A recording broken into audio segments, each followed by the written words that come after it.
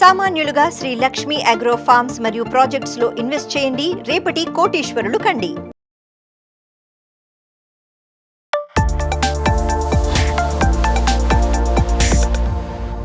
వాతావరణం మార్పుతో జలుబు, జ్వరం, దగ్గు, ఫ్లూ తదితర సీజనల్ వ్యాధులు వెంటాడుతూ ఉంటాయి.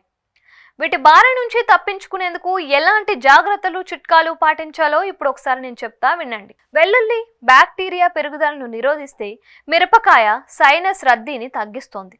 విటమిన్ సి అధికంగా ఉండే పండ్లు, కూరగాయలను తీసుకోవాలి. ఆహారంలో పుట్టగొడుగులు, నిమ్మ, తేనెను చేర్చాలి. జింక్ అధికంగా ఉండే ఆహారాన్ని తీసుకోవాలి. రెడ్ మీట్, ఎగ్స్, పెరుగు, తృణధాన్యాలు కూడా తీసుకోవాలి.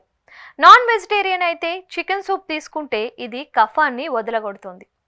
రోజు రాత్రి పడుకునే ముందు పసుపు పాలు తాగాలి. తీవ్రమైన ఇన్ఫెక్షన్ విషయంలో ముక్కు దిబ్బడగా ఉన్నప్పుడు ఆవిరిని పీల్చుకోండి.